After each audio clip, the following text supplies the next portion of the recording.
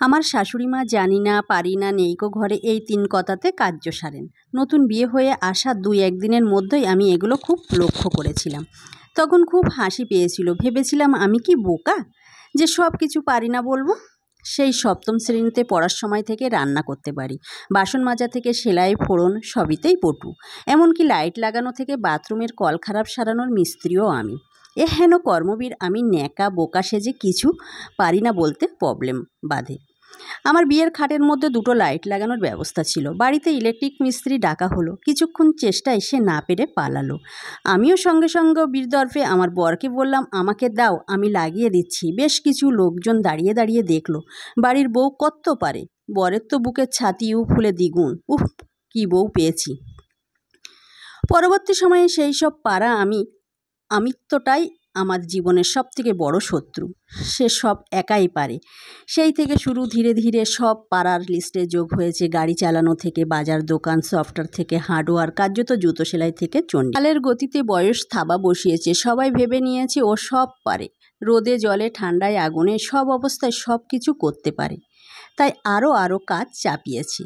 সেই চাপ নিতে নিতে আমি ধীরে ধীরে যন্ত্রের পরিবর্তিত হয়েছি, যার নিজের কোনো সময় নেই, নিজের কোনো চিন্তা নেই, শুধু সেবা দিয়ে যাও যতক্ষণ জেগে আছো। কেউ জানতে চাইবে না তোমার শরীর কোথাও যন্ত্রণা কিনা, কেউ জানতে চাইবে না তোমার মন কিছু চায় কিনা। ধীরে ধীরে তুমি রোবটে রূপান্তরিত হয়ে যাবে। বেশিরভাগ সব জানি না বা ডু অর ডি ভাবা মহিলা, এটাই জীবন। পারি না ভাব দেখাবে, ততই লোকের কাছে চোখের জল ফেলতে পারবে, ততই লোকের আহা উহ তোমাকে পাশে সরিয়ে রাখবে। তুমি চাপ মুক্ত থাকবে। এতগুলো বছর আমার সংসারের সার বোঝা এটাই।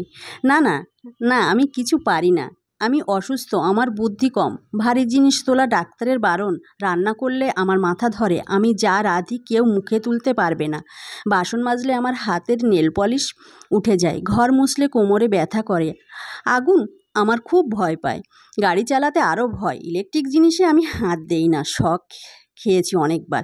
সেই ছোটোবেলায় আরও অনেক কিছু ভাবুন, অজুহাত বানান। কাজ করে কেউ কোনো দিন শেষ পর্যন্ত শারীরিকভাবে বাদ দাও মানসিকভাবে সুস্থ থাকতে পারিনি। কারণ যে যত বেশি কাজ করে মানুষ তত ভুল ধরবে, সমালোচনা করবে, তারপরেও মানুষ আপনার উপরে কাজ চাপাবে। কারণ ওই যে আপনি পারেন, তারা ভাবে আপনার কষ্ট হয় না। তার থেকে নিজের সত্ত্বে বাঁচুন, প্রাণ ভরে নিঃশ্বাস নিন। সবার জন্য বেকার খেটে মরবেন না। আপনি রোবট হলে কারোর কিছু যায় আসবে না। দিনের শেষে জীবনের একটাই বোকার মতো, সব জানতা হয়ে মরবেন না।